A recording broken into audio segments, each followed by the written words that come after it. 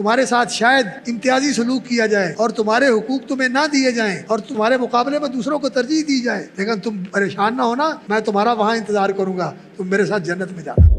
حضرت سلمان فارسی فارس کے گورنر بنے ہوئے ہیں اور اللہ اکبر، آخری وقت آ گیا تو رو رہے ہیں۔ ساتھیوں نے دیکھا اور پوچھا کہ آپ کیوں رو رہے ہیں؟ کہتے ہیں موت سے ڈرتے ہوئے نہیں رو رہا ہوں، میری چودر، میرا منصب، میرا مفاد اور میری ذات اور میرا تحفظ، یہ چیزیں جب تک انسان کے اندر ہوتی ہیں، میں اور میرا اور مجھے، اس وقت تک اصلاح نہیں ہوتی۔ رسول اکرم صلی اللہ علیہ وسلم نے اعلیٰ اخلاق اور آداب سکھائے، اور سب سے بڑھ کر جو چیز ہے وہ یہ ہے کہ لوگوں کے اندر نبی صلی اللہ علیہ وسلم نے آخرت کی لگن اور آخرت کا شوق اور آخرت کی فکر پیدا کر دی۔ یہ سب سے بڑی چیز ہے۔ دنیا سے دل ہٹا دیا اور آخرت میں ان کا دل لگا دیا۔ ان کی زندگی کا مقصد کیا تھا؟ اللہ اکبر، کہ اس زندگی کے اندر ہم ایسا عمل کریں جس سے ہماری آخرت سمجھ جائے۔ ایمان بالآخرت، یقین، آخرت کا یقین، وہم بالآخرت ہم یوقنون۔ اور یہ چیز ایسی ہے کہ لوگوں کے اندر آخرت کی فکر پیدا کی جائے، اللہ کے سامنے پیشی کا احساس پیدا کیا جائے، اللہ کی گرفت کا خوف پیدا کیا جائے کہ کہیں اللہ کے عذاب کا شکار نہ ہو جائے، اور اللہ کی نعمتوں کا شوق پیدا کیا جائے کہ لوگ اس کے لیے بڑی سے بڑی قربانی دینے کے لیے تیار ہو جائیں۔ یہ چیز نبی صلی اللہ علیہ وسلم کی دعوت کے اندر شامل تھی، اور اسی کا یہ نتیجہ تھا۔ جب انصار کے لوگ آئے اور رسول اکرم صلی اللہ علیہ وسلم کے ساتھ آپ کے ہاتھ پہ بیعت کے لیے ہاتھ بڑھائے تو انہوں نے کہا کہ یا رسول اللہ، آپ ہمارے پاس آ جائیں، ہم آپ کا دفاع کریں گے، آپ کا تحفظ کریں گے، جس طرح اپنے بیوی بچوں کا اور اپنی جانوں کا کرتے ہیں، تو آپ ہمارے پاس آ جائیں، ہم آپ کے ساتھی ہیں اور آپ کے لیے سب کچھ قربان کرنے کے لیے تیار ہیں۔ تو پھر انہوں نے پوچھا کہ اگر ہم یہ کریں گے تو پھر ہمیں ملے گا کیا؟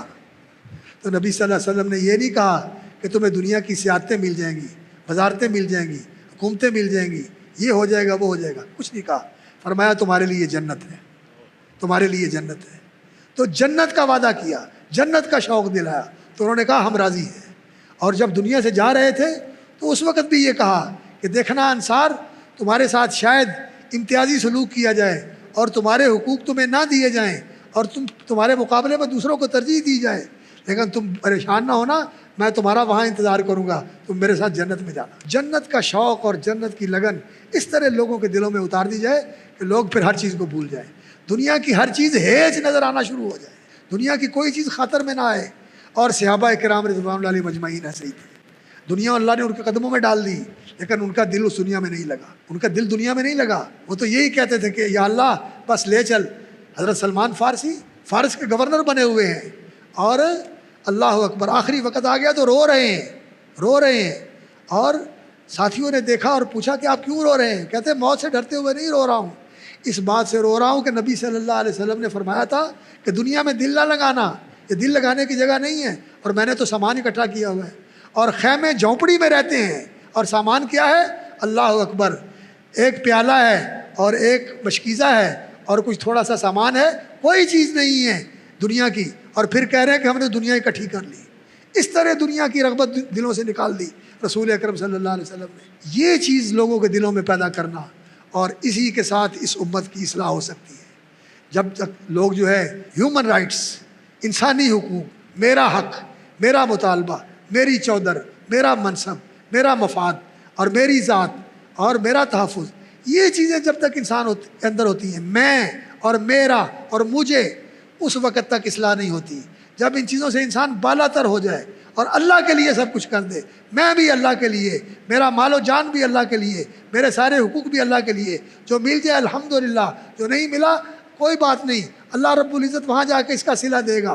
انسان اللہ کے اوپر راضی ہو جائے تو پھر انسان کی زندگی کے اندر وہ صالحیت اور وہ صلاح اور وہ نیکی اور وہ سدھار اور وہ سنورنا پیدا ہوتا ہے، جس کی وجہ سے اس امت کے پہلے لوگ سنورے تھے۔ رسول اکرم صلی اللہ علیہ وسلم کا فرمان ہے، اور امام البانی رحمۃ اللہ علیہ نے اسے صحیح کہا ہے، صلاح اول هذه الامہ، اس امت کے پہلے طبقے کا سدھار، ان کا سنورنا اگر ہوا تھا تو دو چیزوں کے ساتھ ہوا تھا، بالزہادۃ والیقین، ایک ان کے اندر زہد پیدا ہو گیا، دنیا سے دل ہٹ گیا، آخرت میں دل لگ گیا، آخرت کا شوق آ گیا اور دنیا سے دل اٹھ گیا، ایک زہد آ گیا، اللہ اکبر۔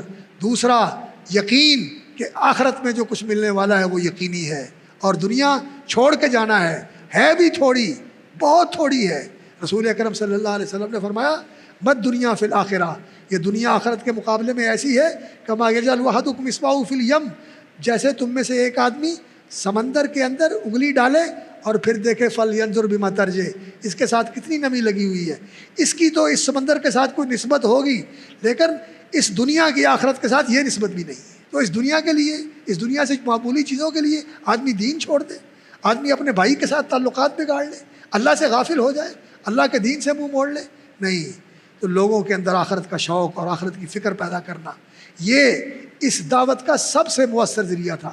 اور اللہ تعالیٰ نے قرآن مجید میں اس کا ذکر بھی فرمایا ہے، انا اخلصناہم بخالصۃ ذکر الدار، اللہ اکبر، کہ ہم نے ان انبیاء کو جن کا تذکرہ فرمایا سورہ صاد کے اندر 23ویں پارے میں، اخلصناہم، ہم نے انہیں نکھار دیا تھا، انہیں صاف کر دیا تھا، انہیں دھو کر پاکیزہ اور مصفہ کر دیا تھا، بخالصۃ، ایسی خالص کر دینے والی چیز کے ساتھ، ذکر الدار، وہ کیا ہے؟ وہ آخرت کی فکر ہے، آخرت کی یاد ہے، پچھلے گھر کا شوق ہے، پچھلے گھر کی لگن ہے۔ تو یہ چیز ایسی تھی جس کے ساتھ رسول اکرم صلی اللہ علیہ وسلم نے معاشرے کو سدھارا، اور یہ آپ کی دعوت کا مقصد تھا کہ لوگوں کے اندر یہ چیز پیدا ہو جائے۔